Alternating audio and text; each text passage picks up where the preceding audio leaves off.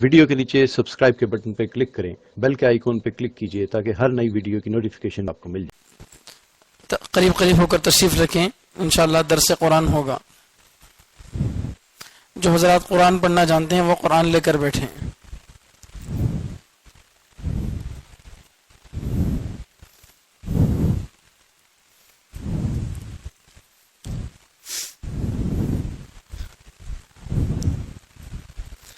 الحمدللہ تقریباً 15-16 مہینوں میں 2.25 پارے کی تفسیر مکمل ہو چکی ہے۔ آج انشاءاللہ 28واں پارہ شروع ہونے والا ہے۔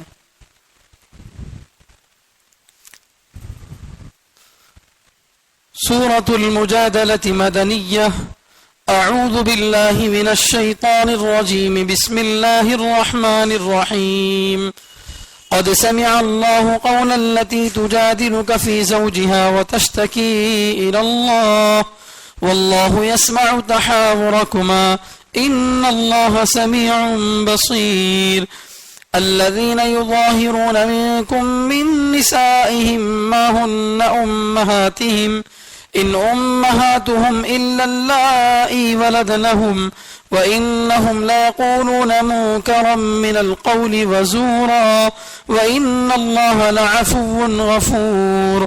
والذين يظاهرون من نسائهم ثم يعودون لما قالوا فتحرير رقبة من قبل أن يتماسا ذلكم توعظون به والله بما تعملون خبير۔ فمن لم يجد فصيام شهرين متتابعين من قبل أن يتماسا فمن لم يستطع فإطعام 60 مسكينا ذلك لتؤمنوا بالله ورسوله وتلك حدود الله وللكافرين عذاب أليم۔ إن الذين يحادون الله ورسوله كبتوا كما كبت الذين من قبلهم وقد أنزلنا آيات بينات وللكافرين عذاب مهين۔ يوم يبعثهم الله جميعا فينبئهم بما عملوا أحصاه الله ونسوه والله على كل شيء شهيد۔ صدق الله العظيم۔ ابھی آپ کے سامنے سورۃ المجادلہ 28ویں پارے کی بالکل شروع کی آیتیں پڑھی گئی ہیں۔ ان آیتوں کا خلاصہ یہ ہے، اللہ تبارک و تعالی اس سورے کے اندر 4 باتیں بتا رہے ہیں۔ ان میں سے ایک بات یہ ہے کہ زہار، اسلام کا ایک حکم ہے زہار، وہ کیا چیز ہے اس کا حکم یہاں بتایا جا رہا ہے۔ اور دوسرا، جو لوگ آپس میں سرگوشی کرتے ہیں، آہستہ آہستہ بات کرتے ہیں ایک دوسرے کے کان میں، اس کا حکم اللہ تعالیٰ بتا رہے ہیں۔ اللہ تعالیٰ اس کو جانتے ہیں، اس کے بارے میں بتا رہے ہیں۔ اور اسی طرح سے عام لوگ جب مل جل کر بیٹھتے ہیں مجلسوں میں، جیسے ہم لوگ بیٹھے ہیں مجلس میں، تو مجلس کے کیا آداب ہیں، کس طرح سے بیٹھنا چاہیے، یہ جو ہے اس کو بھی اس سورے میں بتایا جا رہا ہے۔ اور آخر میں منافقوں کے بارے میں اللہ تعالیٰ جو ہے بتا رہے ہیں، جو ظاہری اعتبار سے مسلمان اپنے آپ کو بتلاتے ہیں لیکن حقیقت کے اعتبار سے منافق ہیں۔ تو یہ 4 باتیں اس سورے کے اندر بتائی جا رہی ہیں۔ ان میں سے آج جو آیتیں پڑھی گئی ہیں اس میں پہلی والی بات ہے، صرف زہار کس کو کہتے ہیں اس کا جو حکم یہاں پر آ رہا ہے۔ بسم اللہ الرحمن الرحیم۔ یہ سورۃ المجادلہ مدنی سورت ہے اور اس میں 22 آیتیں ہیں، 3 رکوع ہیں۔ شروع کرتا ہوں اللہ کے نام سے جو بڑا مہربان ہے، رحم کرنے والا ہے۔ قد سمع، یقیناً سن لیا، اللہ نے، سمع اللہ نے سن لیا، قول التی، اس عورت کی بات، قول کے معنی بات، قول بات سن لیا، التی اس عورت کی، تجادلو کا جو تم سے یعنی نبی سے جھگڑا کر رہی تھی، بحث کر رہی تھی، فی زوجہا اپنے شوہر کے بارے میں۔ یقیناً اللہ نے سن لیا اس عورت کی بات جو آپ سے جھگڑا کر رہی تھی اپنے شوہر کے بارے میں، وتشتکی الی اللہ، اور شکایت کر رہی تھی اللہ سے، شکایت کر رہی تھی، فریاد کر رہی تھی اللہ سے۔ واللہ یسمع، اور اللہ سنتا ہے، تحاورکما، تم دونوں کی بات چیت کو۔ اللہ تعالیٰ تم دونوں کی یعنی اس عورت کی اور نبی کی बात को अल्लाह सुनता है। इन्नल्लाह यकीनन अल्लाह समीउन बहुत ज्यादा सुनने वाले हैं, बसीर बहुत ज्यादा देखने वाले हैं। अल्लज़ीना वो लोग, युज़ाहिरूना जो माँ की जैसी कहते हैं, मिनकुम तुम में से, मिन निसाइहिम अपनी औरतों से, वो लोग जो अपनी बीवियों को माँ की जैसी है कहते हैं, तू मेरी माँ की जैसी है कहते हैं, अपनी माँ की पीठ की जैसी है कहते हैं।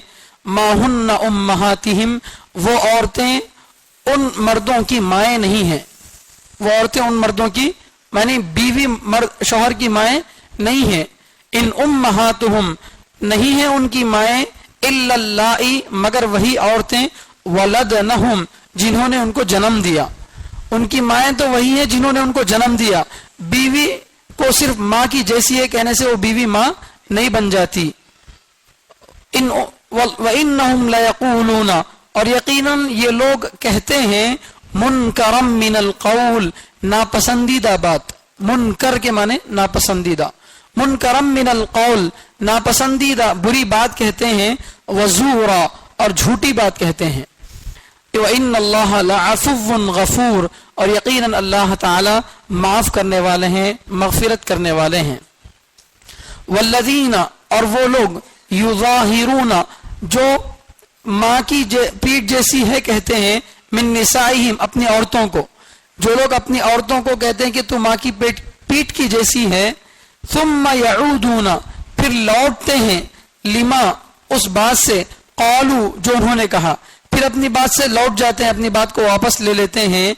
फतहरीरु तो आजाद करना है, रक़बतिन एक गर्दन को, एक गुलाम को या बांदी को आजाद करना है, मिन क़ब्ली इससे पहले, अन यतमास्सा कि वो मियाँ बीवी आपस में एक दूसरे को छुएं, मियाँ बीवी आपस में एक दूसरे के छूने से पहले एक गुलाम को या बांदी को आजाद करना है। ज़ालिकुम ये, तुअज़ून बिही इसके जरिए तुमको नसीहत की जाती है, ये बातें इसके जरिए से तुमको नसीहत की जाती है। वल्लाहु बिमा तअमलून खबीर और अल्लाह ताला उन बातों की जो तुम करते हो, उन कामों की जो तुम करते हो खबर रखने वाले हैं। फमन लम यजिद चुनाचे जो कोई ना पाए, यानी गुलाम ना पाए, जैसा कि आज के जमाने में है, फसियामु शहरैन तो 2 महीने के रोजे रखना है, मुतताबिआइन मुसलसल तो 2 महीने के लगातार रोजे रखना है, मिन क़ब्ल अन यतमास्सा इससे पहले कि मियाँ बीवी आपस में एक दूसरे को छुएं। फमन लम यस्तति चुनाचे जो कोई 2 महीने रोजे रखने की ताकत ना रखे, जो कोई 2 महीने के रोजे ना रख सके, फ़इत्आमु तो खिलाना है, 60 मिस्कीना 60 गरीबों को, 60 गरीबों को खिलाना है। ज़ालिका ये, लितुमिनु बिल्लाहि व रसूलिही ताकि तुम यकीन करो अल्लाह और उसके रसूल पर, ये इसलिए बताया जा रहा है ताकि तुम अल्लाह और उसके रसूल पर यकीन करो, ईमान लाओ। वतिल्का हुदूदुल्लाह और ये अल्लाह की हदें हैं, अल्लाह की बाउंड्रियां हैं। वलिल काफिरीन अज़ाबुन अलीम और इनकार करने वालों के लिए बड़ा दर्दनाक अजाब है, काफिरों के लिए बड़ा दर्दनाक अजाब है। इन्नल्लज़ीना यकीनन वो लोग, युहाद्दून अल्लाह व रसूलहू जो नाफरमानी करते हैं अल्लाह और उसके रसूल की, यकीनन वो लोग जो नाफरमानी करते हैं, मुखालफत करते हैं अल्लाह और उसके रसूल की, कुबितू वो जलील किए जाएंगे, वो जलील किए जाएंगे। कमा कुबितल्लज़ीना मिन क़ब्लिहिम जैसा कि जलील किए गए वो लोग जो इनसे पहले हैं, जैसा कि जलील किए गए वो लोग जो मक्के वालों से पहले के हैं। वक़द अंज़लना आयातिन बय्यिनात जबकि हमने साफ साफ आयतें उतार दी, जबकि हमने साफ साफ खुली खुली आयतें उतार दी हैं। वलिल काफिरीन अज़ाबुम मुहीन और काफिरों के लिए जलील करने वाला अजाब है, जलील करने वाला अजाब है। यौमा यबअथुहुमुल्लाह जिस दिन अल्लाह उनको उठाएंगे जमीआन एक साथ, फयुनब्बिउहुम फिर अल्लाह उनको बताएंगे, बिमा अमिलू उन कामों के बारे में जो वो किए हैं। जिस दिन अल्लाह ताला उन सबको उठाएंगे तो उनको अल्लाह बताएंगे उन कामों के बारे में जो वो दुनिया में किए हैं। अहसाहुल्लाह अल्लाह ने उन कामों को याद रखा है, वनसू, लेकिन लोग भूल गए। अल्लाह उन सब कामों को याद रखे लेकिन लोग भूल गए। वल्लाहु अला कुल्ली शैइन शहीद, अल्लाह हर चीज पर गवाह है।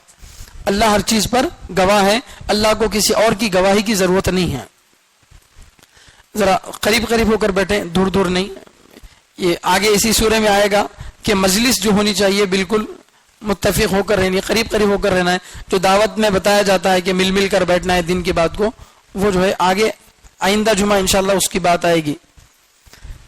बिस्मिल्लाहिर्रहमानिर्रहीम। ये है सूरतुल मुजादला और ये मदनी सूरत है। मदनी सूरत किसको बोलते हैं?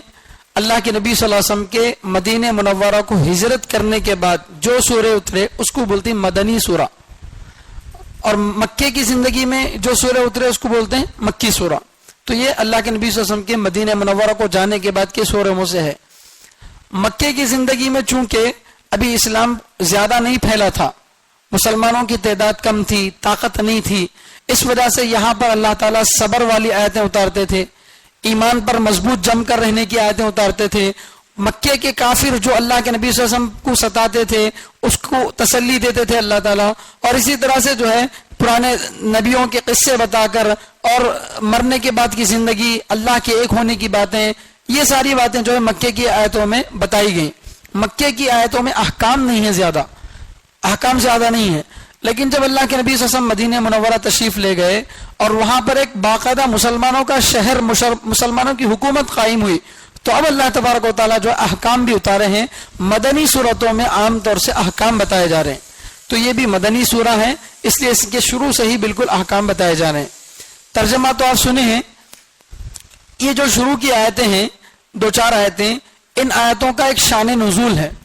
शान नुजूल के माने इन आयतों के उतरने की वजह, इन आयतों के उतरने की वजह।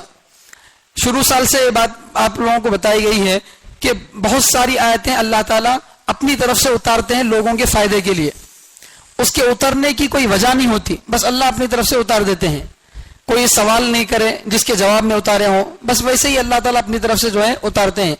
कभी कभी क्या होता है, कोई आकर अल्लाह के नबी सल्लल्लाहु अलैहि वसल्लम से कोई चीज पूछते हैं, जवाब में आयत उतरती है, या कोई वाकया पेश आता है, उस वाकये की वजह से अल्लाह ताला जो है आयतें उतारते हैं, तो उस वाकये को शान नुज़ूल बोलते हैं, उन आयतों के उतरने का किस्सा। तो ये जो आयतें हैं, ये आयतें क्यों उतरी हैं, इनके पीछे एक किस्सा है। वो किस्सा क्या है कि एक सहाबी है हजरत औस बिन सामित। औस बिन सामित रजी अल्लाह ताला अन्हु बहुत बूढ़े आदमी थे, कमजोर आदमी थे। इनकी बीवी थी खौला बिनते सालबा। खौला बिनते सालबा ये उनकी बीवी थी। बीवी उतनी ज्यादा बूढ़ी नहीं थी, लेकिन शौहर बूढ़े हो चुके थे। तो जैसे बड़ी उम्र के लोगों को चिड़चिड़ापन होता है ज्यादा, तो ऐसे ही वो एक मर्तबा अपनी बीवी से कुछ बहस में, चिड़चिड़ेपन में क्या बोल दिए कि तू मेरे ऊपर मेरी माँ की पीठ की तरह हराम है, तो मेरे लिए वैसे ही हराम है जैसे मेरी माँ की पीठ देखना मेरे लिए हराम है। ऐसा जुमला बोल दिए। ये जुमला जिस वक्त बोला जा रहा था, उस वक्त तक ऐसी बात अगर कोई बोला तो उसका क्या हुक्म है कुरान में नहीं था, ना अल्लाह के रसूल सल्लल्लाहु अलैहि वसल्लम पर इस बारे में कोई बात उतारी गई थी। तो उससे पहले अरब में जमाने जाहिलियत में ऐसा बोलने से लोग जो है ये समझते थे कि अब बीवी हमेशा के लिए शौहर पर हराम हो जाती है। तलाक दिए तो एक बात को दोबारा निकाह कर सकती, लेकिन ये जुमला जब अगर कोई अपनी बीवी को बोल देता है तो वो क्या हो जाती है, हमेशा के लिए हराम हो जाती है, ऐसा समझते थे। तो हजरत खौला बिनते सालबा रजी अल्लाह तआला अन्हा अल्लाह के नबी सल्लल्लाहु अलैहि वसल्लम के पास आई और आकर अल्लाह के नबी सल्लल्लाहु अलैहि वसल्लम से बोली कि ऐसा मेरे शौहर जो है मुझसे ऐसी बात बोलते हैं, जिंदगी भर मेरी पूरी जवानी मैं उनके साथ गुजार दी, उनकी खिदमत करके गुजार दी, अब जो है बुढ़ापे में मेरे को जो है ऐसी बात बोल रहे हैं, मैं क्या करना। तो चूंकि अल्लाह के नबी सल्लल्लाहु अलैहि वसल्लम पर कोई हुक्म अभी तक नाजिल नहीं हुआ था और अल्लाह के नबी सल्लल्लाहु अलैहि वसल्लम अपनी तरफ से कोई बात बताने वाले नहीं थे, अल्लाह के नबी सल्लल्लाहु अलैहि वसल्लम अपनी तरफ से कोई बात बताने वाले नहीं थे। कुरान में अल्लाह ताला फरमा रहे हैं, वन नजमी इज़ा हवा मा ज़ल्ला साहिबुकुम वमा गवा वमा यंतिक़ु अनिल हवा। नबी अपनी तरफ से कोई बात नहीं बताते थे।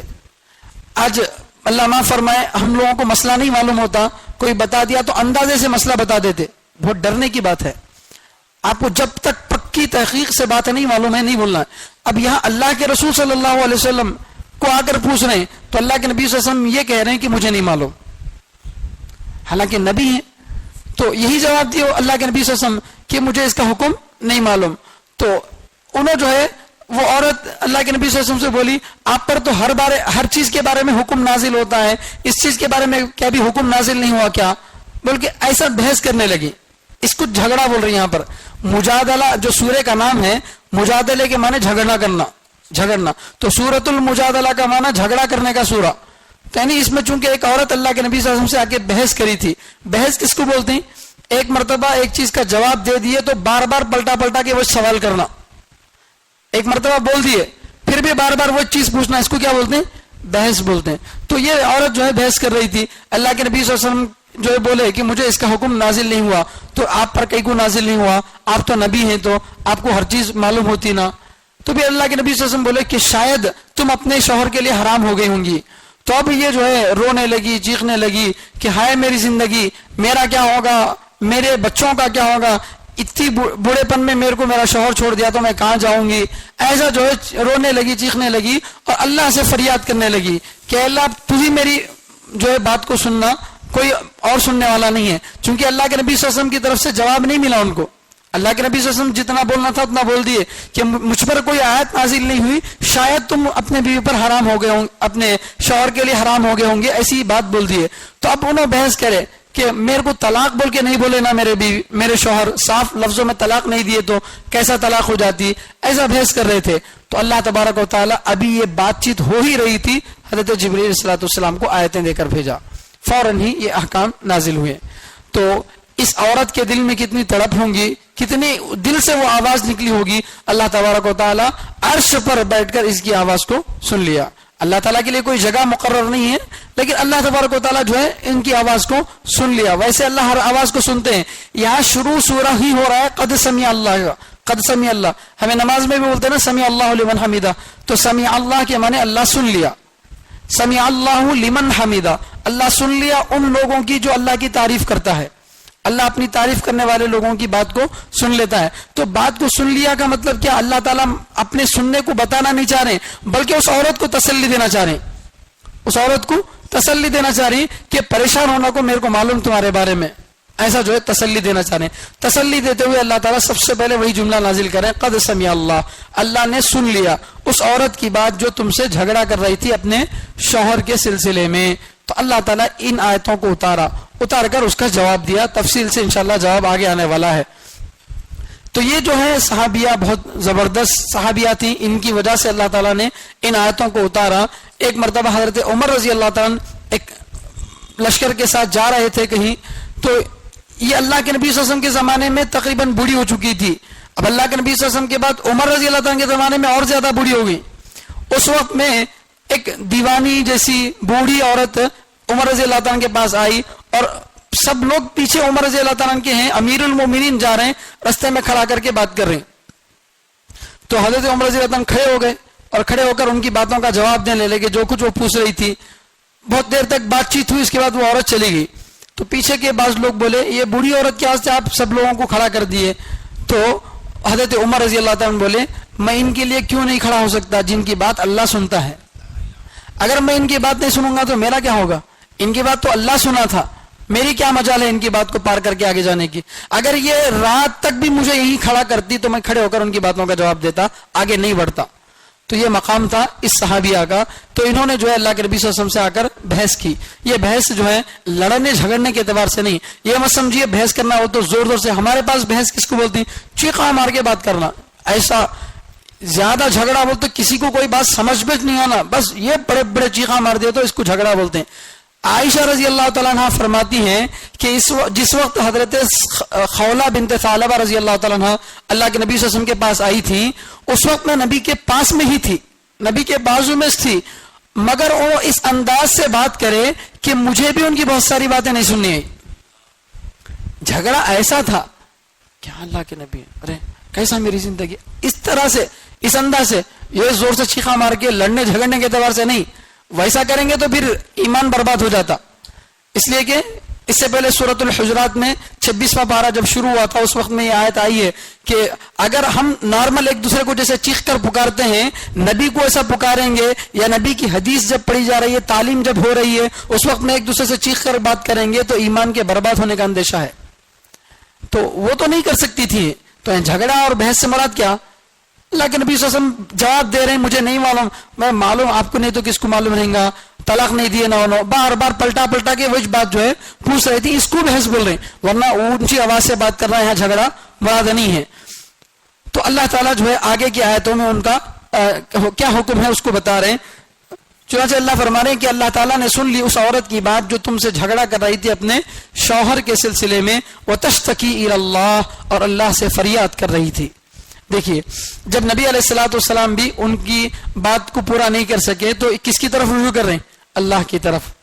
اللہ کی طرف رجوع کریں, کسی ولی کی طرف نہیں, کسی ولی کی طرف نہیں. نبی کے پاس اس لیے گئی کیونکہ نبی علیہ السلام کے پاس احکام کا علم ہوتا ہے اس لیے گئی. جب اللہ کے نبی بھی بتا دیے مجھے نہیں معلوم تو اب رجوع کس کی طرف کر رہے ہیں؟ اللہ کی طرف. تو ہمارا بھی تعلق کس سے ہونا چاہیے؟ ڈائریکٹ اللہ سے ہونا چاہیے. کسی انسان کو ہمیں واسطہ نہیں بنانا. ہاں ان کے واسطے سے دعا مانگ سکتے ہیں, اے اللہ فلاں نبی کے واسطے سے فلاں ولی کے واسطے سے میری دعا قبول کر, بول کے اتنا مانگ سکتے ہیں. ان سے جا کر ڈائریکٹ مانگنا, قبر میں اگر کوئی آرام کر رہے ہیں ان کے سامنے جا کر تمہیں میری ضرورتوں کو پورا کرو بولنا, یہ صحیح نہیں ہے. اس لیے کہ ان کے اوپر کیا حالت گزر رہی ہے اللہ بہتر جانتے ہیں. وہ ہماری ضرورتوں کو پورا نہیں کر سکتے, ضرورتوں کو پورا کرنے والا اللہ ہے, اسی لیے اللہ سے فریاد کر رہے ہیں. یہ اگر ہمارے اندر آ جائے گا تو پھر انشاءاللہ اللہ ہماری ساری ضرورتوں کو پورا کریں گے. آج ہمارے اندر مانگنا نہیں ہے. ہم پیسوں کی ضرورت پڑتی ہے تو فوراً دماغ میں یہ خیال آتا کون قرضہ دیتا, کس کے پاس سے کیسا لینا. یہی چیزیں ہمارے عام طور سے ذہن میں آتی ہیں. سب سے پہلے یہ بات ذہن میں نہیں آتی کہ مصیبت لایا اللہ ہے, حل بھی وہی نکال سکتا ہے. حل بھی وہی نکال سکتا ہے. جب پہلے جا کر اللہ سے مانگیں گے, کچھ دن دعائیں کریں گے, رو کر گڑ گڑا کر ذریعے اختیار کریں گے, نہیں اسباب کی طرف زیادہ ذہن جانے لگا, اللہ کی طرف زیادہ ذہن نہیں جا رہا ہے. تو یہ انہوں جو ہے ڈائریکٹ اللہ سے اپنا کنیکشن قائم کر لیے تو آسمان سے اللہ تعالیٰ حکم اتار رہے ہیں. یہ ہے اللہ سے تعلق قائم کرنے کا پاور. واللہ یسمع تحاورکما, اللہ تم دونوں کی گفتگو کو سن رہے ہیں. نبی کیا جواب دے رہے ہیں اور وہ عورت پھر کیا کہہ رہی ہے, وہ دونوں باتوں کو اللہ تعالیٰ سن رہے ہیں. واللہ ان اللہ سمیع بصیر, اللہ کان کی ہے نا, اللہ کیسا سن لیے. حضرت عائشہ رضی اللہ تعالیٰ عنہ فرماتی ہیں کہ میں بازو میں تھی, مجھے نہیں سننے آیا. وہ عورت کیا بول رہی تھی, اللہ کو سننے آیا. تو اس لیے اللہ تعالیٰ بتا رہے ہیں ان اللہ سمیع, اللہ خوب سننے والے ہیں. سمیع کے معنی صرف سننے والا نہیں بلکہ جس وقت کوئی چیز کی آواز نہیں آتی تب بھی اللہ سننے والے ہیں. مخلوق بعد میں پیدا ہوئی, شور شرابہ بعد میں آیا, اس سے پہلے بھی اللہ سننے والے ہیں. اللہ ہر چیز کو سنتے ہیں, ہر چیز کو دیکھتے ہیں. چنانچہ اللہ والے مثال دیتے ہیں کہ کالے پہاڑ پر کالی رات میں کالی چونٹی بھی اگر چل رہی ہو تو اس کے چلنے کی آواز کو اللہ سنتے ہیں. اس کے چلنے سے پہاڑ پر جو معمولی سا نشان پڑتا ہے اسے بھی اللہ دیکھتے ہیں. یہ سمجھانے کے لیے بول رہے ہیں, ورنہ اللہ اس سے بھی زیادہ باریک بات کو سنتے ہیں, اس سے بھی زیادہ باریک چیز کو دیکھتے ہیں. تو اللہ تعالیٰ جو ہے سننے والے دیکھنے والے ہیں. اب آگے حکم بتا رہے ہیں. حکم کیا ہے؟ اللہ تعالیٰ یہ بتا رہے ہیں کہ دیکھو پہلی بات تو یہ ہے کہ اگر کوئی آدمی اپنی بیوی سے یہ کہہ دے کہ تو میری ماں کی پیٹھ کی طرح مجھ پر حرام ہے, تو میری ماں کی پیٹھ کی طرح مجھ پر حرام ہے. اس جملے کو سمجھنا ہے. سمجھنے کے لیے ذرا ہمارے ماحول کو دیکھنا ہے. اسلام میں بیٹے کے لیے خود اپنی ماں کا پیٹ اور پیٹھ دیکھنا جائز نہیں ہے. اپنی ماں کا پیٹ اور پیٹھ دیکھنا جائز نہیں ہے. ذرا غور کریے کتنی مسلمان عورتیں لاکھوں کی تعداد میں جو ساڑیاں پہنتی, چولی پہنتی ہیں, چولی سے ان کا پیٹ, بیٹا اور شوہر تو کیا سب لوگ دیکھتے ہیں. تو یہ اسلامی لباس ہے ساڑی اور چولی, یہ اسلامی لباس نہیں ہو سکتا. کیوں؟ اس لیے کہ جس پیٹ کو دیکھنا پیٹ سے پیدا ہوئے بچے کے لیے حرام ہے, جس پیٹ کو دیکھنا خود بیٹے کے لیے, پیٹ کی اولاد کے لیے حرام ہے, اس پیٹ اور پیٹ کو کوئی غیر کیسے دیکھ سکتا ہے؟ اس کا احساس عورتوں میں ختم ہو چکا پوری طرح سے. نمازیں پڑھ رہی, سب کچھ نیک کام کر رہی, بیچاریوں کو نہیں معلوم, حکم نہیں معلوم, ان کو ہم کو بتانا ہے. ہم خود جا کے, بہترین طریقہ یہ ہے کہ جیسے نائٹی ہے, ڈھیلا ڈھالا لباس بڑا ہے, وہ پہنے, یا پھر کرتا پائجامہ پہنے, یہ سب سے بہتر لباس ہے. نہیں اگر کوئی ہے جن کو ساڑی چولی پہننے کی عادت ہے تو اپنی عادت میں تھوڑی سی تبدیلی کر لیں, چولی کو ذرا لمبی نیچے تک سلا لیں تاکہ پورا پیٹ اور پیٹ کور ہو جائے, اور آستین جو یہاں تک آدھے کوہنیوں کے اوپر تک رہتے ہیں وہ نہیں, جیسا آدھی کلائیوں تک, کوہنیوں سے بھی ذرا نیچے تک جو ہے آستین کو سلا لے. انشاءاللہ جو ہے اللہ کی ذات سے امید ہے کہ ان کا پردہ ہو جائے گا, ورنہ یہ حصہ دیکھنا خود بیٹے کے لیے حرام ہے. تو اس زمانے میں, زمانے جاہلیت میں, جب لوگوں کو اچھے اور برے کی تمیز نہیں تھی, تب لوگوں کا یہ خیال تھا کہ مجھے میری ماں کی پیٹھ دیکھنا حرام ہے. تو اس لیے کبھی اگر شوہر اپنی بیوی کو اپنے نکاح سے نکالنا چاہتا تو کہتا کہ تم میرے اوپر ایسے ہی حرام ہے جیسے میری ماں کی پیٹھ دیکھنا میرے لیے حرام ہے. تو وہ عورت اس زمانے کے اعتبار سے جو ہے ہمیشہ کے لیے عورت شوہر پر جو ہے حرام ہو جاتی تھی, اب اس کا کسی صورت میں نکاح نہیں ہو سکتا تھا. تو یہ جو ہے زہار تھا, اس کو بولتے ہیں کیا, زہار, وا ہا الف را, زہار. تو وہی جو ہے اس کے بارے میں بتا رہے ہیں. تو اللہ تعالیٰ سب سے پہلے تو بتا رہے ہیں کہ زہار کے الفاظ استعمال کرنے سے کوئی اپنی بیوی کو ماں بولنے سے وہ ماں نہیں بن جاتی, کوئی اپنی بیوی کو ماں بولنے سے ماں نہیں بن جاتی. ماں تو وہی ہے جو پیٹ سے جنم دی ہے. تو لہذا یہ بات جو شوہر اپنی بیوی کو بولتا ہے کہ تو میری ماں کی پیٹھ کی طرح ہے, یہ ناپسندیدہ بات ہے, جھوٹی بات ہے. ایسی بات اپنی ماں کی پیٹھ سے تشبیہ دے رہا ہے, غلط بات ہے اور جھوٹی بات ہے, کیونکہ وہ اس سے پیدا نہیں ہوا ہے. جیسے ماں کی پیٹھ دیکھنا حرام ہے, بہن کی پیٹھ دیکھنا بھی حرام ہے, اور اسی طرح سے بیٹی کی پیٹھ دیکھنا بھی حرام ہے. بیٹی کا پیٹ دیکھنا, یعنی بڑی بچی اگر ہے تو ان کا بھی پیٹ دیکھنا حرام ہے. تو جو ہمارے قریبی رشتہ دار ہیں جن سے ہمارا نکاح حرام ہے, ان کی پیٹھ سے تشبیہ دیا, یعنی یہ کہا کہ تو میرے اوپر میری بیٹی کی پیٹھ کی طرح حرام ہے یا میری بہن کی پیٹھ کی طرح حرام ہے, تو بھی وہ عورت جو ہے نکاح میں اس عورت سے صحبت کرنا جائز نہیں ہوگا. اس عورت سے صحبت کرنا جائز نہیں ہوگا, کیونکہ بہت بڑی بری بات بول دیا. سزا اللہ تعالیٰ دیتے ہیں کہ اب اگر دوبارہ اپنی بیوی سے بیوی کے جیسا تعلق قائم کرنا چاہ رہا, اس سے ملنا چاہ رہا, تو پھر اس کے لیے ایک سزا ہے. کیا سزا ہے؟ کہ ایک غلام کو آزاد کرنا, ایک غلام کو آزاد کرنا. آج کل اچھا دودھ دینے والی بھینس 1 لاکھ سے کم میں نہیں ملتی, غلام کتنے میں ملتا ہوگا سوچو. ایک غلام انسان ملنا ہے, بکرے کی قیمت 30-40 ہزار روپے ہے, تو ایک غلام کتنے مہنگے میں ملتا ہوگا. اتنی معمولی سی بات بولتے ہیں تو لاکھوں کا جرمانہ پڑے گا اس پر. ایک تو غلام کو آزاد کرنا ہے پہلی صورت میں. اگر غلام نہیں ہے یا غلام آزاد کرنے کی طاقت نہیں ہے, اس زمانے میں غلامات تھے, آج کے زمانے میں غلامہ ہے نہیں, تو آزاد بھی نہیں کر سکتے. تو دوسرے نمبر پہ اللہ سزا بتا رہے ہیں کہ 2 مہینے مسلسل روزے رکھنا, 2 مہینے مسلسل روزے رکھنا. ایک دن بھی اگر روزہ چھوٹ گیا, 50 پر 9 دن رکھا, 60ویں دن روزہ نہیں رکھا, دوبارہ 2 مہینے رکھنا پڑتا, دوبارہ 2 مہینے رکھنا ہے. کچھ بھی ہو جائے 2 مہینے لگاتار روزے رکھنا ہے. کیوں؟ گناہ جتنا بڑا تو سزا بھی اتنی بڑی. 2 مہینے تک جب بھوکا رہے گا تو عقل ٹھکانے پہ آئے گی. اتنی بڑی سزا, یا تو مالی جرمانہ لاکھوں میں, یا پھر 2 مہینے تک بھوکا رہنا ہے, روزے رکھنا ہے. یا پھر اگر کوئی اتنا کمزور ہے, بہت زیادہ بیمار ہے, 2 مہینے روزے رکھ نہیں سکتا, تو ایسی صورت میں تیسرا آپشن اللہ تعالیٰ یہ بتا رہے ہیں کہ 60 غریبوں کو 2 وقت پیٹ بھر کر کھانا کھلانا ہے. 60 غریبوں کو 2 وقت پیٹ بھر کے کھانا کھلانا ہے. اس سے کم درجے کی کوئی سزا نہیں ہے, یہ تو کرنا ہی ہے, یہ تو کرنا ہی ہے. یہ جو ہے اللہ تعالیٰ حکم نازل کرے. تو ان آیتوں کے اترنے سے کیا ہوا؟ زمانے جاہلیت میں, زمانے جاہلیت بول تو اللہ کے نبی صلی اللہ علیہ وسلم کے آنے سے پہلے, تو اللہ کے نبی صلی اللہ علیہ وسلم سے پہلے جو لوگ سمجھتے تھے کہ ایسا جملہ اگر کوئی اپنی بیوی سے بول دیا کہ تو میری ماں کی پیٹھ کی طرح مجھ پر حرام ہے, یہ جملہ بول دیا تو ہمیشہ کے لیے حرام ہو جاتی تھی. اب وہ مسئلہ نہیں رہا, اسلام اس حکم کو ختم کر دیا, اس حکم کو ختم کر دیا. کیوں؟ ایسا بولنے سے وہ ماں نہیں بن جاتی اور ماں کی طرح ہمیشہ کے لیے حرام نہیں ہو جاتی. تو لہذا اللہ تعالیٰ حکم بدل کے بول دیے کہ جب تک تمہارے اوپر یہ سزا, جب تک یہ تمہیں کفارہ ادا نہیں کریں گے, اسے کفارہ بولتے ہیں, غلام آزاد کرنا, 2 مہینے روزے رکھنا, یا 60 غریبوں کو کھانا کھلانا, اس کو کیا بولتے ہیں؟ کفارہ. تو جب تک کفارہ ادا نہیں کرتے تب تک اپنی بیوی سے صحبت نہیں کرنا, بیوی کو نہیں چھونا. ہاں, بغیر چھوئے کے ویسے ہی بات کرنا چاہے تو بات کر سکتا ہے, دیکھنا چاہے دیکھ سکتا ہے, لیکن بیوی ہونے کے ناطے شوہر جو اپنا حق جتلاتا ہے چھو کر یا شہوت کے ذریعے سے یہ کر کے, وہ حق جتلا نہیں سکتا, چاہے کتنے بھی تو نہ جائے. وہ پہلے کفارہ ادا کرنا, بعد میں بیوی کے پاس جانا. اتنی بڑی جو ہے اللہ تعالیٰ سزا دے دیے. تو یہ جب آیتیں اتری تو اللہ کے نبی صلی اللہ علیہ وسلم حضرت اوس بن صامت رضی اللہ تعالیٰ کو بلائے, اور وہ جب اللہ کے نبی صلی اللہ علیہ وسلم کے پاس آئے بہت زیادہ بوڑھے ہو چکے تھے, آنکھوں کی روشنی بھی تقریباً ختم ہو چکی تھی, اب سیدھا دکھتا بھی نہیں تھا. تو اللہ کے نبی صلی اللہ علیہ وسلم بلا کر بولے, بیوی سے ایسی بڑی بات بول دی آپ, تو لہٰذا آپ کا کفارہ اللہ تعالیٰ اتار دیے, سزا اتار دی ہے. سزا یہ ہے ایک غلام کو آزاد کرو. تو انہوں نے بولے کہ میرے پاس اتنے پیسے نہیں ہیں غلام کو آزاد کرنے کے, میں آزاد نہیں کر سکتا. تو اللہ کے نبی بولے کہ ٹھیک ہے, دوسرے نمبر پہ 2 مہینے کے روزے رکھنا ہے. تو انہوں نے بولے کہ اگر میں ایک دن میں 2-3 مرتبہ نہیں کھایا تو مجھے دکھنا بند ہوا تھا.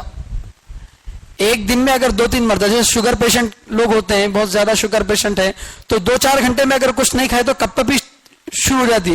تو انہوں نے بولے کہ اگر میں ایک دن میں 2-3 مرتبہ نہیں کھایا تو مجھے دکھنا نہیں بند ہو جاتا, آنکھیں نظر نہیں آتی, میں 2 مہینے کہاں سے روزے رکھ سکتا ہوں. تو اللہ کے نبی صلی اللہ علیہ وسلم بولے کہ ٹھیک ہے چلو پھر تیسرے نمبر پہ 60 غریبوں کو کھانا کھلاؤ. تو انہوں تب بھی ہاتھ اٹھا دیا, اللہ کے نبی میرے پاس کچھ بھی پیسہ نہیں ہے, 1 روپیہ میرے پاس نہیں ہے, میرا کھانا مشکل ہے, میں دوسروں کو کہاں سے کھلاؤں, 60 غریبوں کو, وہ بھی 2 ٹائم کا پیٹ بھر کے, کہاں سے کھانا کھلاؤں, میرے پاس طاقت نہیں ہے. تو اللہ کے نبی صلی اللہ علیہ وسلم اپنی طرف سے ان کو پیسے دیے اور صحابہ کو چندہ دیے. پھر صحابہ کے چندے سے اللہ کے نبی صلی اللہ علیہ وسلم کے پیسوں سے 60 غریبوں کو کھانا کھلایا گیا 2 وقت کا. تو یہ جو ہے حکم اس پر عمل ہوا ہے. تو دیکھیے صحابہ سے ایسی چھوٹی موٹی غلطیاں ہوتی ہیں, اور یہ اس لیے کرائی گئی تاکہ ہم کو اس کا حکم معلوم ہو. اگر صحابہ سے کوئی غلطی نہیں ہوتی تو ہم کو حکم نہیں معلوم ہوتا. تو کل کو کوئی یہ بول سکتا تھا ارے بھائی اس قرآن پر کیا عمل کرنا جس پر خود نبی کے زمانے میں عمل نہیں ہوا بول کے. تو جو باتیں نبی سے ہو سکتی تھی وہ کام اللہ تعالیٰ نے نبی سے کرایا. نماز میں بھول نبی کی شان کے خلاف نہیں ہے, ہو سکتی ہے نبی سے بھی بھول, تو اللہ تعالیٰ نے نماز میں بھول کرا کے دکھایا. عصر کی نماز اللہ کے نبی صلی اللہ علیہ وسلم 4 کے بجائے 2 رکعت پڑھا کے گھر چلے گئے, 4 رکعت کے بجائے 2 رکعت پڑھا کے گھر کو چلے گئے. ایک صحابی تھے, ان کا نام تھا ذوالیدین, بڑے بڑے ہاتھ والے, ان کے ہاتھ ذرا بڑے تھے. تو ذوالیدین صحابی اب لوگوں سے پوچھیں کہ بھئی نماز 2 رکعت پڑھے یا 4 رکعت پڑھے, تو لوگ بھی بولے 2 رکعت ہی پڑھے ہیں, کئی کو 4 رکعت نہیں پڑھا کہ معلوم نہیں. تو انہوں سیدھے اللہ کے نبی صلی اللہ علیہ وسلم کے گھر کو چلے گئے. دیکھو صحابہ کتنے بے تکلف تھے, گئے سیدھا اللہ کے نبی صلی اللہ علیہ وسلم کے پاس جا کے اللہ کے نبی صلی اللہ علیہ وسلم سے پوچھ رہے ہیں اقصرت الصلاۃ ام نسیت یا رسول اللہ, اے اللہ کے رسول صلی اللہ علیہ وسلم کیا نماز 2 رکعت ہو گئی ہے یا آپ 4 کے بجائے 2 بھول کر پڑھا دی ہیں, نماز قصر ہو گئی جسے سفر میں قصر ہو جاتی ہے. اقصرت الصلاۃ کیا نماز میں قصر ہو گیا ہے, ام نسیت یا رسول اللہ, یا اللہ کے رسول آپ بھول گئے. تو اللہ کے نبی صلی اللہ علیہ وسلم کو یاد بھی نہیں ہے 2 رکعت پڑھے بول کے. تو اللہ کے نبی صلی اللہ علیہ وسلم جواب دیے کل ذالک لم یکن, کچھ بھی نہیں ہوا, نہ میں بھولا ہوں نہ میں 2 رکعت پڑھایا ہوں, کچھ بھی نہیں, میں 4 رکعت ہی پڑھایا بول کے اللہ کے نبی بول رہے ہیں. نماز 2 رکعت نہیں ہوئی بلکہ 4 رکعت ہی ہوئی بول کے بول رہے ہیں. تو انہوں پھر دوبارہ بولے بعض ذالک قد کان, کچھ تو ہوا ہے, کچھ تو ہوا ہے. تو اللہ کے نبی صلی اللہ علیہ وسلم چلو مسجد جائیں گے, مصلیوں سے پوچھیں گے. تو اللہ کے نبی صلی اللہ علیہ وسلم آ کر پوچھے تو صحابہ بھی بتایا کہ ہاں اب 2 رکعت پڑھائے ہیں. تو پھر نماز دہرائی گئی. تو کچھ چیزیں ایسی تھی جو اللہ کے نبی صلی اللہ علیہ وسلم سے ہو سکتی تھی, تو وہ کام اللہ کے نبی صلی اللہ علیہ وسلم سے کرائے گئے تاکہ امت کو اس کا حکم معلوم ہو. امت تو غافل ہے, نمازوں میں کتنی غلطیاں کرتی ہے, اگر حکم نہیں معلوم ہوتا تو پریشانی ہوتی تھی. تو کچھ کام ایسے جو نبی سے نہیں ہو سکتے تھے, نبی کی شان کے مطابق نہیں تھے, تو وہ کام اللہ نے کس سے کرایا, صحابہ سے کرایا. اور یہ صحابہ ایسے تھے اگر ان سے کوئی غلطی ہو جاتی تو وہ اپنی غلطی پر ہماری طرح ڈٹ کر نہیں رہتے تھے, بلکہ جب تک ان کے گناہوں کی معافی کا اعلان نہیں ہو جاتا رو کر گڑ گڑا کر اپنے گناہوں کی معافی کراتے تھے. تو یہاں پر بھی اللہ تعالیٰ اسی بات کو ذکر کر رہے ہیں. تو اللہ تعالیٰ نے جو ہے ان کی اس صحابی کی غلطی کو معاف کر دیا, جو غلطی انہوں کیے تھے وہ غلطی کو اللہ تعالیٰ معاف کر دیا. اسی کو آگے اللہ تعالیٰ بتا رہے ہیں الذین یظاہرون, وہ لوگ جو زہار کرتے ہیں, یعنی اپنی بیویوں کو اپنی ماں کی پیٹھ جیسی ہے کہتے ہیں, ما ہن امہاتہم, تو وہ بیویاں ان کی مائیں نہیں بنیں گی. ان امہاتہم الا اللہ ولدنہم, ان کی مائیں تو وہی ہیں جنہوں نے ان کو جنم دیا. جنم دینے والی ماں ہی ہمیشہ کے لیے حرام ہوتی ہے, ورنہ یہ جو عورت جو اپنی بیوی بن کے آئی ہے وہ حرام نہیں ہوتی. تو اس لیے جو ہے یہ کہنے سے کچھ نہیں ہوتا. لیکن کچھ رشتے ایسے ہیں جس میں جنم دیے بغیر بھی ہمیشہ کے لیے رشتہ حرام ہو جاتا ہے. جیسے مثال کے طور پر ایک لڑکا ایک لڑکی کسی عورت سے مل کر دودھ پیے, ایک لڑکا اور ایک لڑکی کسی عورت کا دودھ پیے, تو یہ آپس میں دودھ شریک بھائی بہن ہو جاتے, رضاعی بھائی بہن ہو جاتے. ان کا بھی اب قیامت تک نکاح نہیں ہو سکتا آپس میں. دونوں مل کر ایک ہی عورت سے دودھ پیے ہوں تو خاص بھائی بہن تو ہمیشہ کے لیے حرام ہے, لیکن کون کی بچہ کون کی بچی, لیکن دونوں مل کر ایک ہی عورت سے دودھ پیے تو اب دودھ پلانے والی دونوں کی ماں بن جاتی, نہ دونوں آپس میں کیا بن جاتے, بھائی بہن بن جاتے. اسی طرح ساس ہے, ساس ہمیشہ کے لیے قیامت تک اس کا نکاح حرام ہے. کیوں؟ اس لیے کہ جب بیوی کو شہوت سے ہاتھ چھو لیا تو اب ہمیشہ کے لیے ساس حرام ہو جاتی. ماں بیٹی سے نکاح کر لیا تو اب ماں سے نکاح کرنا جائز نہیں, ہمیشہ کے لیے حرام ہو جاتی ہے. یہ رشتے ہیں کچھ رشتے جس میں ہمیشہ کے لیے عورت کیا ہوتی ہے, حرام ہو جاتی ہے. حنفی مسلک میں ایک بہت بڑی بات ہے, میں آپ کو بتاتا ہوں, اس میں بہت بے احتیاطی ہوتی ہے. حنفی مسلک کے اندر حدیث کی روشنی میں یہ بات بتائی گئی ہے کہ مثلا جن عورتوں سے نکاح ہمیشہ کے لیے حرام ہے, ان عورتوں کو کوئی شہوت سے چھو لیا, ساس کو کوئی شہوت سے چھو لیا یا سالی کو چھو لیا شہوت سے, اب بیوی ہمیشہ کے لیے حرام,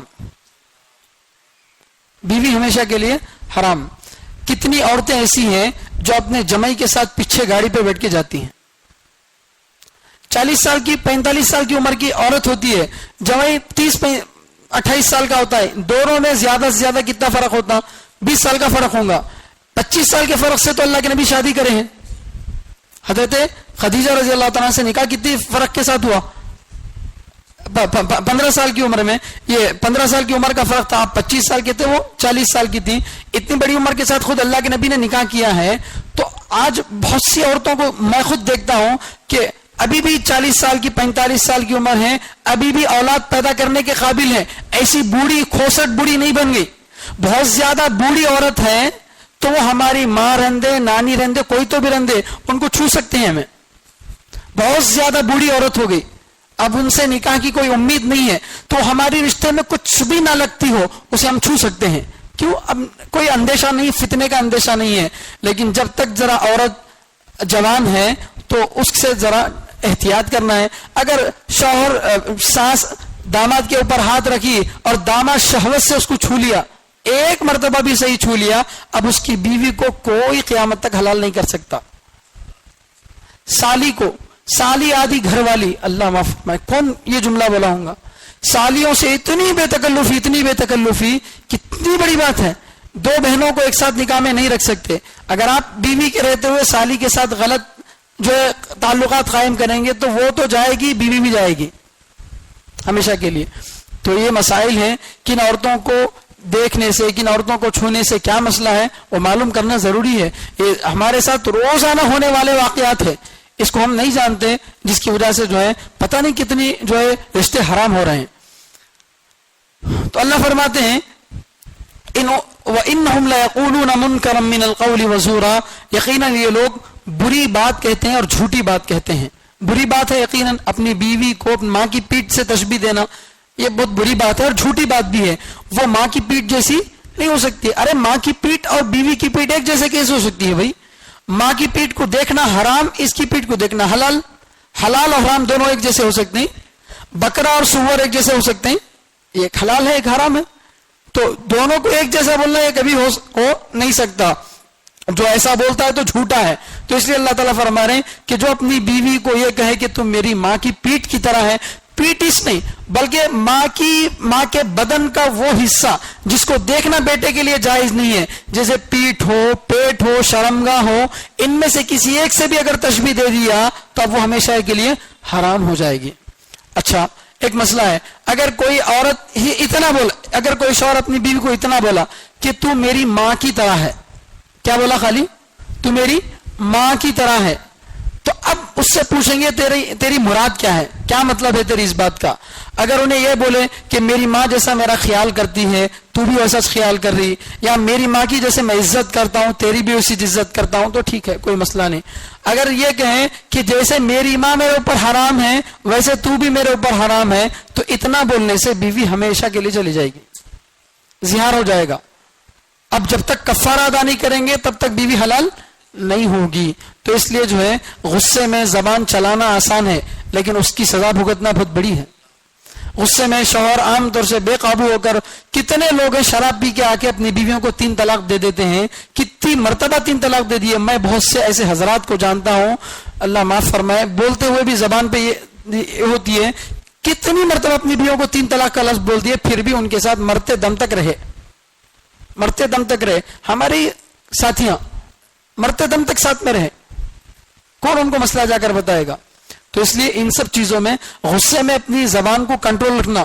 اسی لیے اللہ کے نبی صلی اللہ علیہ وسلم کیا فرماتے ہیں کہ بہادر وہ نہیں ہے جو جنگ میں کسی کو اٹھا کر نیچے پٹک دے, بہادر وہ ہے جو غصے کے وقت میں اپنے آپ کو قابو میں رکھے. غصے کے وقت میں اپنے آپ کو قابو میں رکھنے والا ہی کیا ہے؟ بہادر ہے. اس کا آسان طریقہ یہ ہے کہ جب میاں بیوی کی بحث ہوتی ہے, ہر گھر میں ہوتی ہے, عالم صاحب کے گھر میں بھی ہوتی, عام آدمی کے گھر میں بھی ہوتی, سب جگہ ہوتی. نبی کی بیویاں جب نبی سے لڑی ہیں تو ہماری بیویوں کا کیا حال ہے؟ تو لہذا یہ کسی گھر میں میاں بیوی کا جھگڑا نہیں ہے, ویسا گھر ہے نہیں کبھی بھی دنیا میں. جھگڑا ہر جگہ ہوتا ہے لیکن جھگڑے کا طریقہ کیا ہے؟ اللہ کے نبی صلی اللہ علیہ وسلم کے زمانے میں دیکھو, اب جب اللہ کے نبی صلی اللہ علیہ وسلم غصے میں آتی تو بیویاں خاموش ہو جاتی, اور جب بیویاں کچھ ناراضگی کا اظہار کرتی تو نبی خاموش ہو جاتے. یہ ہے طریقہ. سامنے والی اگر غصے میں ہے, بہت زیادہ بول رہی ہے, تو ہم کو کیا کرنا چاہیے؟ خاموش رہ جانا ہے. نہیں تو سمجھ میں نہیں آیا وہاں سے نکل جاؤ. لیکن وہاں رہیں گے تھوڑی دیر رہ کے دماغ گرم ہوتا, اس کے بعد اب جو الفاظ نکلتے ہیں, غصے میں اگر اپنی بیوی سے کہہ دیا جا تیری ماں کے گھر کو چل جا, اور یہ بولتے ہوئے طلاق کی نیت کیا تو اس سے طلاق ہو جائے گی, نکاح اسی وقت ختم ہو جائے گا, نکاح اسی وقت ختم ہو جائے گا. غصے میں یہ لفظ بولا کہ تیری ماں کے گھر کو چلی جا, یا کرنول کی زبان میں اور بھی بہت ساری گالیاں دیتے ہیں, میں بتانا مناسب نہیں سمجھتا, وہ سب الفاظ ایسے ہیں کہ ان گالیوں کو دینے سے نکاح میں ختم ہو جاتا. سمجھے؟ جھگڑوں کو تراش کر لے, یہ جملہ استعمال کرتے ہیں, یہ لفظ قرآن میں ہے, تو جا جھگڑوں کو تلاش کر لے جا, جھگڑا دیکھ لے جا, ایسا جو جملہ بولتے ہیں, یہ بول کر اگر طلاق کی نیت کر لے رہا, چھوڑ دینا چاہ رہا اپنی بیوی کو, تو فوراً نکاح ختم ہو جاتا. تیرے رہتے ہوئے کسی اور کو کیوں دیکھے گی وہ؟ اس کا مطلب تو اپنا رشتہ ختم کر لیا اس سے. تو کتنی باریک باتیں ہیں جو ہم غصے میں کر جاتے ہیں, اس کا ہم کو اندازہ نہیں ہوتا. اس لیے مسائل کا علم بھی بہت ضروری ہے. مسائل کو نہیں جانیں گے تو ہماری عبادتیں قبول نہیں ہوں گی. تو اللہ فرماتے ہیں وَإِنَّ اللَّهَ لَعَفُوٌّ غَفُورٌ. اگر کوئی آدمی اپنی زبان سے بول دیا تھا ایسی بات, اب ڈرنے کی ضرورت نہیں ہے, اللہ سے معافی مانگ لو, اللہ معاف کرنے والے ہیں. اسی کو اللہ تعالیٰ بتا رہے ہیں وَإِنَّ اللَّهَ لَعَفُوٌّ غَفُورٌ. اللہ خوب معاف کرنے والے ہیں, خوب بخشش کرنے والے ہیں. اللہ سے معافی مانگ لو, توبہ استغفار کرو کہ اللہ آئندہ ایسا گناہ نہیں کروں گا, اور جو اس کا کفارہ دینا ہے وہ کفارہ دے دو, اللہ تعالیٰ تمہارے گناہوں کو معاف کر دیں گے. اب کفارہ کیا ہے اس کو آگے بتا رہے ہیں وَالَّذِينَ يُظَاهِرُونَ مِن نِّسَائِهِمْ. وہ لوگ جو اپنی عورتوں سے زہار کرتے ہیں, یعنی اپنی عورتوں کو ماں کی پیٹھ سے تشبیہ دیتے ہیں, ثُمَّ يَعُودُونَ لِمَا قَالُوا. پھر اپنی کہی ہوئی بات سے رجوع کر لیتے ہیں, یعنی بولنے کا بول دیا غصے میں, تو میری ماں کی پیٹھ کی جیسی میرے اوپر حرام ہے بول کے. ان کو بھی وہ جو صحابی تھے حضرت اوس بن صامت رضی اللہ تعالیٰ عنہ, غصے میں اپنی بیوی کو بول دیے, بولنے کے ذریعے دیر کے بعد ان کو شرمندگی ہوئی, ارے یہ کیا بول دیا میں میری بیوی کو بول کے. تو ایسا اگر کوئی بول دینے کے بعد کسی کو شرمندگی ہوئی تو زہار کی جگہ کا یہ حکم ہے. طلاق بول دیا تو پھر تو گیا. طلاق کا لفظ اگر صاف انداز میں اپنی بیوی کو بول دیا تو طلاق پڑ گئی. اب اگر صاف لفظ طلاق بولا, ایک طلاق بول کے بولا, تو اس صورت میں جو ہے فوراً عدت کے اندر رجوع کرنا چاہے تو رجوع کر سکتا, دوبارہ اپنی بیوی بنا کر رکھ سکتا. 2 طلاق دیا تو بھی واپس لے سکتا, 3 طلاق دیا تو اب نہیں آتی واپس. یہ طلاق کا لفظ بولا. طلاق کے علاوہ کوئی اور لفظ بول دیا, سخت لفظ بول دیا, تو پھر جو ہے بیوی فوراً نکاح سے نکل جاتی. تو طلاق کے مسائل بھی انشاءاللہ کسی اور بارے میں آئیں گے. تو یہ جو ہے یہاں کا مسئلہ ہے. اگر کوئی اپنی بیوی سے یہ کہہ دے کہ تو میری ماں کی پیٹھ کی طرح مجھ پر حرام ہے, تو فرماتے ہیں پھر اگر یہ کہہ کر انہیں اپنی بات کو واپس لے لے رہا کہ نہیں نہیں تو میری بیوی کی طرح ہے, میں تیرے ساتھ پرانے جیسے تعلقات قائم کرنا چاہ رہا ہوں, میرے کو تیرے کو اپنی بیوی بنا کر رکھنا چاہ رہا ہوں, ایسا اگر کوئی چاہ رہا ہے تو اللہ تعالیٰ فرما رہے فتحریر رقبۃ من قبل ان یتماسا، تو ایک غلام کو آزاد کرنا ہے دونوں میاں بیوی کے آپس میں ملنے سے پہلے، یعنی جب تک غلام آزاد نہیں کر دیتا میاں بیوی جیسے تعلقات قائم نہیں کر سکتے، صحبت نہیں کر سکتے، شہوت سے چھو نہیں سکتے، یہ سب چیزیں نہیں کر سکتے. ذالکم توعظون بہ، اللہ فرماتے ہیں کہ ان آیتوں کے ذریعے سے تم کو نصیحت کی جا رہی ہے، اللہ نصیحت کر رہے ہیں، نصیحت کو قبول کر لو. واللہ بما تعملون خبیر، یہ مت سمجھو کہ ہم کیا کر لیے تو بھی اللہ کیا کرتے ہیں، اللہ تمہارے تمام کاموں کی خبر رکھنے والے ہیں، جن کاموں کا خود تم کو علم نہیں ہے اس کا اللہ کو علم ہے. پھر آگے اللہ تعالیٰ دوسرا حکم بتا رہے ہیں فَمَن لَّمْ يَجِدْ فَصِيَامُ شَهْرَيْنِ مُتَتَابِعَيْنِ، جو کوئی نہ پائے، نہ پائے کا مطلب یعنی غلام نہیں پایا، غلام اس کو نہیں ملا، یا تو غلام کے پیسے نہیں ہیں یا پھر غلام ہے نہیں، جیسے آج کل کے زمانے میں پوری دنیا میں کہیں غلامی نہیں ہے، اب پورے دنیا میں سب لوگ آزاد ہی ہیں. تو فصیام شہرین متتابعین، 2 مہینے کے لگاتار روزے رکھنے ہیں، من قبل ان یتماسا، آپس میں ایک دوسرے کو چھونے سے پہلے. پہلے 2 مہینے مسلسل روزے رکھو، اس کے بعد جا کے بیوی سے صحبت کر سکتے ہیں، بیوی کو چھو سکتے ہیں، اس سے پہلے چھو نہیں سکتے. یہ ہے دوسری سزا. یہ سٹیپ بائی سٹیپ ہے، ان میں سے کوئی ایک نہیں کرنا، بلکہ پہلے تو غلام ہی آزاد کرنا، وہ نہیں ہو سک رہا تو دوسرے نمبر پہ روزے رکھنا. کوئی نوجوان ہے تو اب اس کو تیسرا آپشن نہیں ملتا، تیسرا آپشن نہیں ملتا، 2 مہینے کے روزے رکھنا پڑے گا، چاہے کتنے بھی مرتبہ تمہارے روزے ٹوٹ جائیں گے لیکن روزہ رکھنا پڑتا. کیوں اتنی بڑی بات بولتے تم اپنی بیوی سے؟ سزا اللہ تعالیٰ جو دے رہے ہیں. ہاں اگر اتنے زیادہ بوڑھے ہو گئے، اتنے زیادہ بیمار ہیں، نہیں رکھ سکتے 2 مہینے کے مسلسل روزے، اور یہ بات ہمیں اپنی طرف سے نہیں بول لینا. آج کل عام طور سے کیا ہوتا ہے، بہت سارے لوگ رمضان میں روزے نہیں رکھ سکتے بول کے اپنے طرف سے طے کر لیتے، میرے کو ذرا طبیعت کیسی کی ہو رہی، میرے کو جان کیسا کیسا کی ہو رہا، میں نہیں رکھ سکتا بول کے. بعض مرتبہ اپنی خود رائے بھی صحیح رہتی، واقعتاً ان کو تکلیف ویسی رہتی. کبھی کبھار کیا ہوتا ہے کہ آدمی کو اتنی زیادہ تکلیف نہیں رہتی، یا اگر تکلیف ہے تو دواؤں سے دور ہو سکتی ہے، تو پھر بھی کیا کرتا آدمی، روزے نہیں رکھ سکتا، فدیہ دیتا، ادا نہیں ہوگا فدیہ، روزے کا فدیہ ادا نہیں ہوتا. شرط کیا ہے، ایک مسلمان ماہر ڈاکٹر، پہلی بات کیا، مسلمان رہنا. غیر مسلم ڈاکٹر بولا اس کو روزے کی اہمیت نہیں معلوم، فرض بولے تو نہیں معلوم، انہیں کیا کرتا، ہیلتھ اصل ہے بادشاہ بولتا، صحت اصل ہے، مذہب سب بعد میں بولتا. لیکن مسلمان رہا تو اس کو مذہب اصل ہے، تو اس لیے مسلمان ڈاکٹر رہنا اور ماہر ڈاکٹر رہنا. مسلمان ماہر ڈاکٹر یہ بولے کہ تمہارا علاج نہیں ہو سکتا، تمہیں روزے نہیں رکھ سکتے، تو روزے چھوڑنے کی اجازت ہے، اپنی طرف سے مفتی بننے کی اجازت نہیں ہے، جا کر معلوم کرنا ہے. اور بعض مرتبہ کیا ہوتا ہے کہ پورے مہینے میں 2-3 روزے چھوڑ دیے تو لوگ کیا کرتے ہیں، وہ 2-3 روزوں کا کفارہ دے ڈالتے ہیں، فدیہ دے ڈالتے ہیں، ادا نہیں ہوتا. جب تک روزے رکھنے کی طاقت ہے تو وہ سارے فدیے بیکار، کچھ بھی کام نہیں آتے، روزے رکھنا پڑتا. تو یہاں پر جو روزہ رکھنے نہیں رکھ سکتا وہ جو بتا رہے ہیں، اس کا فیصلہ ہم کو نہیں کرنا ہے بلکہ کسی ماہر ڈاکٹر کے ذریعے سے کروانا ہے. فَمَن لَّمْ يَسْتَطِعْ، جو کوئی اس کی بھی طاقت نہ رکھے، 2 مہینے مسلسل روزے نہ رکھ سکے، فَإِطْعَامُ 60 مسکینا، تو 60 غریبوں کو کھانا کھلانا ہے، 60 غریبوں کو کھانا کھلانا ہے 2 مرتبہ. حدیث میں اس کی وضاحت ہے کہ 2 مرتبہ پیٹ بھر کے کھانا کھلانا ہے. یہ جو ہے یا تو 60 لوگوں کو 2 الگ الگ ٹائم پہ کھلاؤ، صبح 60 لوگوں کو، شام میں 60 لوگوں کو، یا ایک ہی ساتھ 120 لوگوں کو کھلا سکتے ہیں. ایک ہی ساتھ کیا کر سکتے ہیں، 120 لوگوں کو کھلا سکتے ہیں. وہ جن کو کھلا رہے ہیں وہ کون رہنا، مسکین. مسکین بولو تو جس کے پاس کچھ بھی نہیں، خالی ہاتھ فتح خواہ، جو رو بچے کتے خواہ، وہ جملہ، یعنی بالکل خالی ہاتھ ہے، کیا ابھی اس کے پاس نہیں ہے، اس کو بولتے ہیں مسکین. اب اس میں 60 غریبوں کو کھانا کھلانا، چھوٹے موٹے غریباں دکھے پکڑ کے لا کھلائے، ادا نہیں ہوگا کفارہ. بالکل خالی ہاتھ آدمی جس کے پاس کچھ بھی نہیں ہے، ایسے آدمیوں کو 60 لوگوں کو جمع کر کے 2 وقت کھانا کھلانا.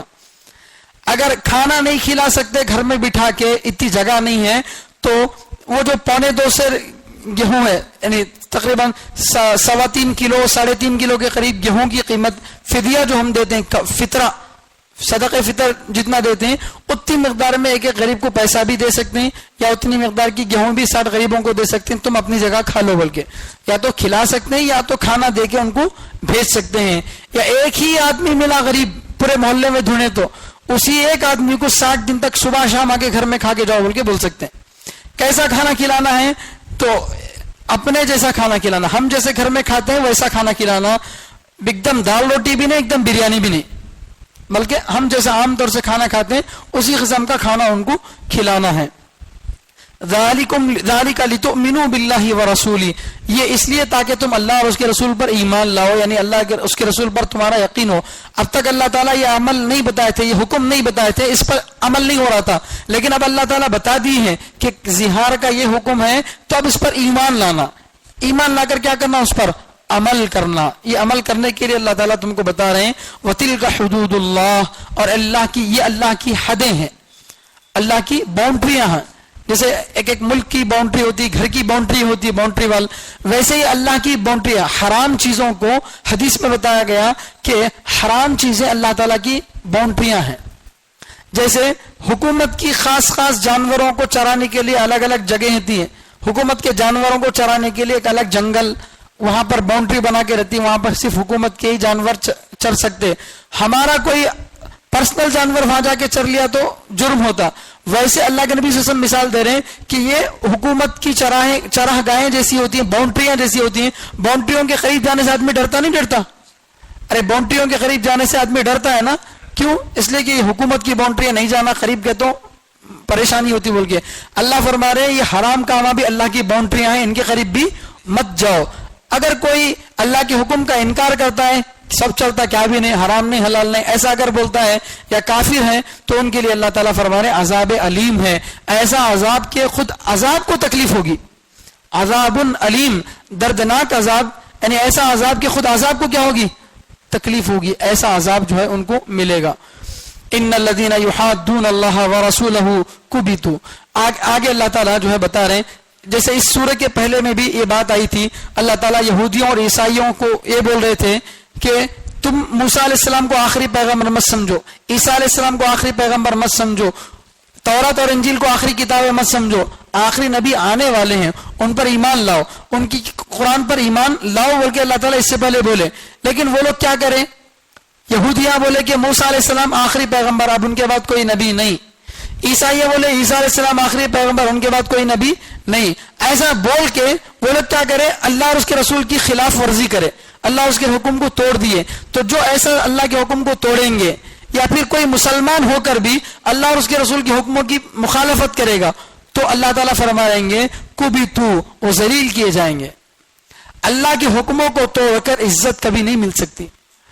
हदीस में आता है जो इसका खुलासा है कि अगर कोई मखलूक को खुश करने के लिए खालिक को नाराज करता है, मखलूक को खुश करने के लिए अल्लाह को नाराज करता है, तो अल्लाह ताला उसी मखलूक में उसको जलील करके दिखाएंगे।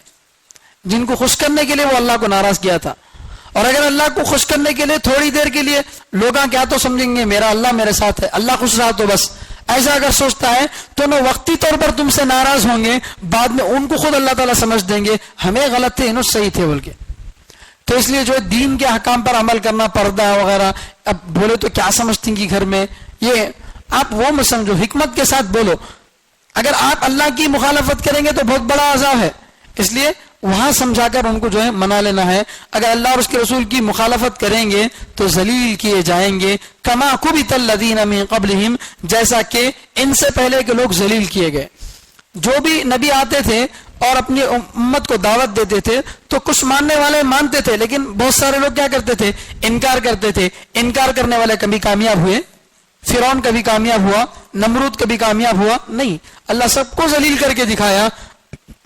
अल्लाह फरमाते हैं कि मक्के वाले कुरैश ये भी आपको नहीं मान रहे हैं, अल्लाह को नहीं मान रहे हैं, और ये समझ रहे हैं कि हम ऐसा करके हमारी सरदारी बाकी रहती, हमें सरदार रहेंगे, इज्जत के साथ हमें रहेंगे, तुम्हारी ये इज्जत खत्म होने वाली है। चुनाचे मक्का फतह हुआ तो उसी शहर को अल्लाह ताला मुसलमानों के हाथ में दे दिया, जिस शहर में मुसलमानों को मारा जा रहा था, पीटा जा रहा था, जिस जगह मुसलमानों को सताया गया, वही शहर मुसलमानों का किबला बन गया। अल्लाह ताला इज्जत देना चाहे तो कैसी इज्जत देते हैं, तो वहां से उनको भगा दिए।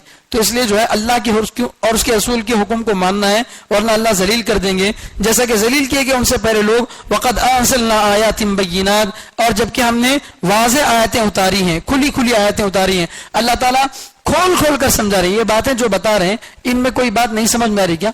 ساری باتیں سمجھ میں آ رہی. تو اللہ فرمائے جب سمجھ میں آ رہی تو عمل کیوں نہیں؟ ایسی بات تو میں نہیں بتا رہا نا جو تمہاری عقل میں نہیں آ رہی. ارے کیا بھی کیسا عمل کرنا سمجھ میں نہیں آ رہا، ایسا تو نہیں ہے نا. اللہ جو احکام دے رہے ہیں، جو بھی بتا رہے ہیں، ساری باتیں سمجھ میں آ رہی ہیں. جب سمجھ میں آ رہی ہیں تو پھر بھی عمل نہیں کرے تو یہ جو ہے ہٹ دھرمی ہے. اس لیے اللہ تعالیٰ فرما رہے ہیں کہ جب آیتیں اتری ہیں ان پر عمل کرنا چاہیے. وَلِلْكَافِرِينَ عَذَابٌ مُهِينٌ، اور کافروں کے لیے ذلیل کرنے والا عذاب ہے. یوم یبعثہم اللہ جمیعا فینبئہم بما عملوا، اللہ فرماتے ہیں اللہ کافروں کو عذاب کب دیں گے؟ دنیا میں تو ہم دیکھ رہے ہیں بڑے مزے سے پھر رہے ہیں، حکومت ان کے ہاتھ میں ہے، پیسہ ان کے ہاتھ میں ہے، کوٹ ان کے ہاتھ میں ہے، بینک ان کے ہاتھ میں ہے، ساری چیزوں کا قبضہ ان کے ہاتھ میں ہے. تو مسلمان کمزور ایمان والا دیکھ کر یہ سمجھتا کہ ارے ہمیں اللہ کو یاد کر کو نماز پڑھو کو کیا فائدہ، سب ان کے پاس ہے. غلط. ان کی سزا کی جگہ یہ نہیں ہے، وہ تو ان کی جنت ہے، دنیا ان کی جنت ہے. یہاں ان کو اللہ تعالیٰ ہمارے برابر نعمتیں دیں گے، بلکہ ہم سے بہتر نعمتیں دیں گے. تو لہذا دنیا کی چیزوں کو دے کر دھوکہ نہیں کھانا. اللہ ان کو عذاب ضرور دیں گے، دنیا میں بھی عذاب دیتے ہیں، بہت مرتبہ دیے ہیں. لیکن اگر خدا نخواستہ دنیا میں عذاب نہیں ملا تو آخرت کا تو عذاب کنفرم ہے، وہاں تو ضرور ہونا ہی ہے. تو اسی لیے اللہ تعالیٰ فرمائے ان کو عذاب دیا جائے گا. کب؟ یوم یبعثہم اللہ جمیعا، جس دن اللہ ان سب کو قبروں سے اٹھائیں گے، اس وقت اللہ تعالیٰ ان کو عذاب دیں گے. فَيُنَبِّئُهُمْ بِمَا عَمِلُوا، پھر اللہ ان کو بتائیں گے ان کے کاموں کے بارے میں. زندگی میں کس دن کس وقت کیا گناہ کیا تھا، سارے کاموں کو اللہ تعالیٰ اس کو بتائیں گے، سارے کام بتائیں گے. آگے اللہ فرما رہے احصاہ اللہ ونسو، اللہ نے ان کاموں کو یاد رکھا ہے، کرنے والے بھول گئے. ہم کتنے گناہ ہیں کرے، صبح میں کتنے گناہ کرے، ہم سے کتنے گناہ ہم کو نہیں معلوم. گناہ ہے بے لذت. بعض گناہ ایسے ہوتے ہیں جو بے لذت ہیں، جن کے اندر کوئی مزہ نہیں ہے. جیسے مثال کے طور پر پینٹ یا پائجامہ یا لنگی کو ٹخنے سے نیچے کرنا، یہ ایسا گناہ ہے جس میں کوئی مزہ بھی نہیں آتا. آتا کیا؟ بھئی کوئی آدمی شراب پی رہا ایک مزہ آ رہا، زنا کر رہا ایک مزہ آ رہا، لیکن اس میں کوئی مزاج نہیں ہے. لیکن آدمی نماز میں ہے تو بھی گناہ میں ہے، نماز میں ہے تو بھی گناہ میں ہے. کیوں؟ اس لیے کہ رسول اللہ صلی اللہ علیہ وسلم کی حدیث کی مخالفت کر رہا ہے. اسے اندازہ ہی نہیں ہے کہ نماز پڑھتے ہوئے بھی مجھ سے گناہ ہو رہے ہیں. تو کچھ گناہ ایسے ہیں، کچھ سنتیں ایسی ہیں جن کو چھوڑنے کا عذاب آدمی کو، گناہ ہمیشہ ہوتے رہتا ہے. تو اس لیے اللہ تعالیٰ فرما رہے گناہ کر کے تم بھول سکتے ہو، میں نہیں بھول سکتا. میں انسان کے اندر بھلاوٹ ہے، اللہ کے اندر کوئی بھلاوٹ نہیں ہے. اللہ تو قرآن میں فرماتے ہیں ما یلفظ من قول الا لدیہ رقیب عتید، انسان جو بھی بولتا ہے اس کے پاس نگرانی کرنے والا بیٹھا ہے، ساری چیزیں لکھی جا رہی ہے. اللہ تعالیٰ ساری چیزوں کو لکھ کر رکھ رہے ہیں. اس لیے اللہ فرماتے ہیں کہ جس دن قیامت میں ان کو اٹھائیں گے، قبروں سے زندہ کریں گے، تو ان کو ان کے سارے اعمال کے بارے میں بتائیں گے کہ بیٹا فلاں دن تم نے یہ گناہ کیا تھا، فلاں دن تم نے یہ گناہ کیا تھا. یہ سارے گناہ ان کو بتائیں گے. احصاہ اللہ، کیسے بتائیں گے اللہ تعالیٰ؟ اللہ نے ان سب کو یاد رکھا ہے. اللہ بھولنے والے نہیں ہیں، جاننے والے ہیں.